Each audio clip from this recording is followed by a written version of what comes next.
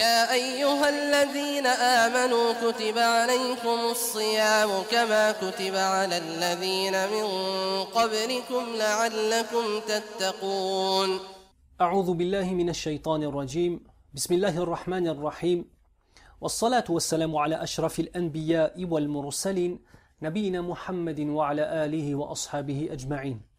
وأشهد أن لا إله إلا الله وحده لا شريك له وأشهد أن محمدا عبده ورسوله صلى الله عليه وسلم ثم أما بعد.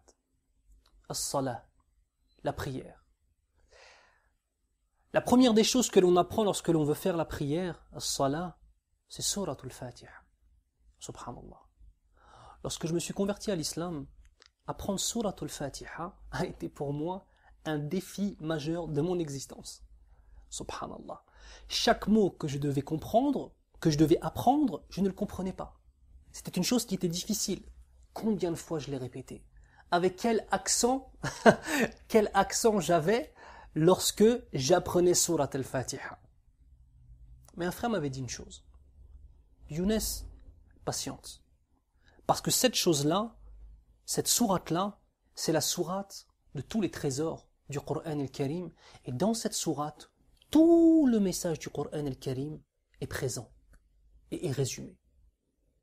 Alors, Inch'Allah, on va essayer ensemble de s'attarder sur certains aspects de celle qu'on appelle Surat al-Fatiha, celle qu'on appelle Qur'an, la mère du Coran al-Karim, celle qui recèle tous les sens du Coran al-Karim.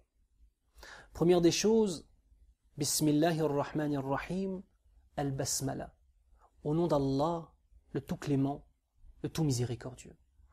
Au nom d'Allah subhanahu wa ta'ala, Allah qui est notre Seigneur, et nous allons voir dans la suite. Ar-Rahman, Ar-Rahim, celui qui est décrit par la miséricorde, Ar-Rahman, et Ar-Rahim, celui qui fait la miséricorde.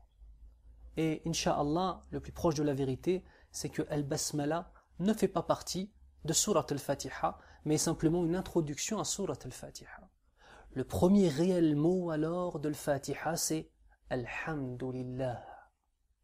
Alhamdulillahi Rabbil Alamin. Alhamd. Le premier mot qui ouvre le Coran, c'est Alhamd, l'action de grâce, la louange pour Allah Azza wa Jal. On se doit de comprendre la différence qu'il y a entre d'une part la louange et d'autre part le remerciement. Al-farqu bayna al-hamdi wa al-shukr. Al-shukr, le remerciement, c'est lorsque quelqu'un te donne quelque chose, tu le remercies pour ce qu'il t'a donné.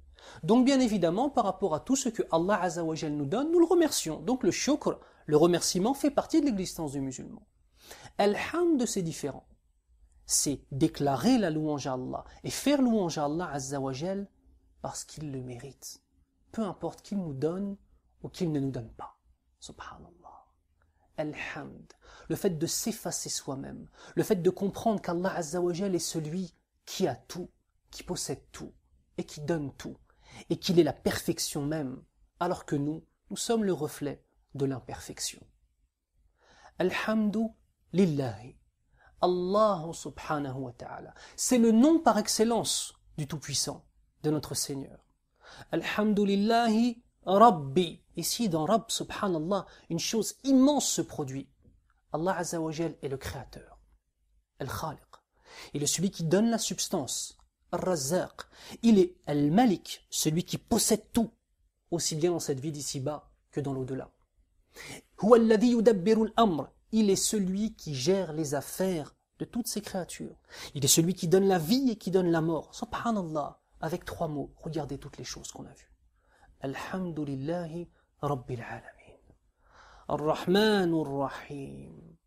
Qui dit miséricorde, qui dit miséricordieux dit forcément d'autres qui ont besoin de cette miséricorde. Mon frère, lorsque tu récites la prière, lorsque tu récites Surat al-Fatiha, c'est une réalité qui doit te sauter aux yeux. Tu es faible et tu as besoin de la miséricorde d'Allah Azza wa Jal. Ar-Rahman, Ar-Rahim, Maliki Yawmiddin. Ici, la réalité s'impose à nous. La certitude de la présence de la vie de l'au-delà. La certitude de la présence du jour terrible qui est le jour du jugement. La certitude de la réalité de tout ce que contient le Coran, car bien évidemment, La certitude est une chose immensément importante, même fondamentale, dans la foi du musulman et de la musulmane. Tout ce que nous disons, tout ce que nous faisons, tout ce que l'on voit, tout ce que l'on regarde, tout ce que l'on entend, nous allons le découvrir et nous allons retrouver cette chose-là, écrite soit par les anges de la droite, si ce sont des bonnes actions, soit par les anges de la gauche, si c'est une mauvaise action. On demande à Allah Azza wa Jal de nous accorder que des bonnes actions, Ya Rab. Il est important de comprendre que Surat al-Fatiha représente tous les sens du Coran al-Karim. Maliki yawmiddin. Iyyaka na'budu wa iyyaka nasta'in. Les premiers versets étaient simplement des versets qui rappelaient la grandeur d'Allah Azza wa Jal. Et ensuite on passe à ce verset qui va être intermédiaire entre d'une part, rappeler la grandeur d'Allah Azza wa Jal, puis après ce verset Iyyaka na'budu wa iyyaka nasta'in, on passe aux du'a, aux invocations. Ici en vérité Iyyaka na'budu wa iyyaka nasta'in, c'est la chose qui résume à la fois ce que l'on a vu avant, la perfection d'Allah Azza wa Jal, et donc forcément, c'est lui seul qu'on doit adorer, et c'est vers lui seul qu'on doit retourner. Et c'est aussi un pont vers, forcément, si nous sommes des créatures, eh bien c'est à Allah qu'on doit tout demander. Iyyaka na'budu wa iyyaka nasta'in. Ici c'est du tawhid, de l'unicité d'Allah Azza wa Jal pure, aussi bien fi dhatillah Azza wa Jal, l'essence même d'Allah Azza wa Jal, que dans l'adoration que le abd fait pour son Seigneur, le Tout-Puissant, Allah subhanahu wa ta'ala. Iyyaka na'budu wa iyyaka nasta'in. Ici, il est intéressant, pour ceux qui comprennent la langue arabe, de voir que nous avons un maf'ul bihi muqaddam. On aurait pu dire na'buduka wa nasta'inu bik. Mais Allah Azza wa Jal n'a pas choisi cela. Il a choisi iyyaka maf'ulun bihi muqaddam wa iyyaka nasta'in. Pourquoi? Parmi les hikam, parmi les sagesses, où chaque mot du Coran est un miracle, subhanallah, écoutez cela. Il aurait été autorisé au niveau de la langue arabe de dire na'buduka wa ghayrak wa nasta'inu bika wa bi ghayrika. Si Allah Azza wa Jal n'avait pas utilisé iyyaka, on aurait pu dire nous t'adorons toi ainsi qu'un autre. Tandis que ce qu'il a choisi, le maf'ul bihi muqaddam iyyaka, on ne peut pas dire iyyaka na'budu wa ghayrak. Ça ne marche pas dans la langue arabe. Subhanallah. Le tawhid est présent même dans la langue qui est utilisée par notre Seigneur subhanahu wa ta'ala. Ihdina as-sirata al-mustaqim. Allahumma ihdina ila siratika al-mustaqim ya Rab. Guide-nous vers la voie droite. C'est une dua qu'on fait. Est-ce qu'on a conscience de cette dua? Est-ce qu'on dit cela en ayant conscience que nous sommes en train de faire une invocation? Est-ce que tu as conscience, Harry, que peut-être qu'Allah Azza wa Jal va l'exaucer? Et que simplement par rapport à une fois où tu as récité le Fatiha et que tu as été sincère et concentré en pensant à toutes les dimensions qu'on a évoquées juste pendant ces 3 ou 4 minutes qui viennent de s'écouler, peut-être qu'Allah Azza wa Jal va te guider sur la voie droite. Ya Rabbal Alamin. Quelle est cette voie? Siratal ladhina an'amta alayhim. La voie de ceux que tu as comblés de bienfaits. Ceux que tu as comblés de bienfaits, Ya Allah, c'est qui? Les croyants, à qui tu as donné la foi. Sache mon frère, sache ma sœur, que si tu es musulman ou musulmane, que si tu dis La ilaha illallah Muhammadur Rasulullah sallallahu alayhi wa sallam, Allah t'a donné le plus grand bienfait qui existe sur cette terre. Qu'est-ce que tu vas en faire? Est-ce que tu vas le négliger? De quelle façon tu vas faire siyam? De quelle façon tu vas faire le salat? De quelle façon tu vas faire le hajj ou l'umrah? De quelle façon tu vas payer ta zakat? De quelle façon? De quelle façon? Serait-il logique qu'un homme sincère avec Allah Azza wa Jal puisse faire le siyam sans prier? Qu'une femme sincère avec Allah Azza wa Jal puisse faire le siyam de Ramadan sans prier?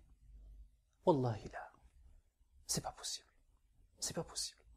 Parce que mon frère ou ma sœur qui peut-être aujourd'hui est en train de regarder cette vidéo, assis dans ton bureau, assis dans ton salon, ou en train peut-être de regarder cette vidéo avec ton téléphone, si toi, tu fais le siyam de Ramadan, et que tu ne pries pas, sache que tu es en train de te sous-estimer. Sache que tu es en train, toi, de te sous-estimer. Sache que si Allah Azza wa Jal te fait dire La ilaha illallah, c'est qu'Allah subhanahu wa ta'ala a une part d'amour pour toi. Quelle va être ta réponse à cette part d'amour? Inch'Allah, tu en es digne. tu es digne d'être aimé par Allah. Inch'Allah, tu es digne d'être guidé dans l'islam. Quelle sera ta réponse à cela? La prière doit être ta réponse. Le fait de s'en remettre à Allah. Le fait de parler à Allah Azza wa Jal. Et le fait d'écouter aussi sa parole. Ihdina sirata al-mustaqim, sirata alladhina an'amta alayhim, ghayril maghdubi alayhim waladdallin. Et non pas celui de ceux, guide-nous sur le droit chemin, et non pas celui de ceux qui ont désobéi, ceux qui ont encouru ta colère. Ici, le verset est destiné à l'origine pour la communauté juive qui connaissait ce qu'il devait faire, mais faisait l'inverse. Mais il est aussi général. Toute personne qui se réclame de l'islam, qui encourt la colère d'Allah Azza wa Jal. Toute personne qui se réclame de l'islam et qui encourt la colère d'Allah Azza wa Jal. Ghayril maghdubi alayhim waladdallin, et non pas les égarés. C'est destiné à l'origine aux chrétiens, et bien évidemment, pour toute la communauté musulmane, si nous avons des actions qui correspondent à celles des chrétiens. Et pour les chrétiens, c'était le fait uniquement d'adorer sans avoir véritablement un suivi de la charia.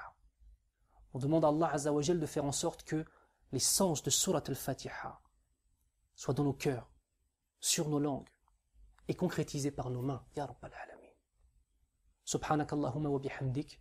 Ashhadu an la ilaha illa ant. أستغفرك وأتوب إليك وبارك الله فيكم.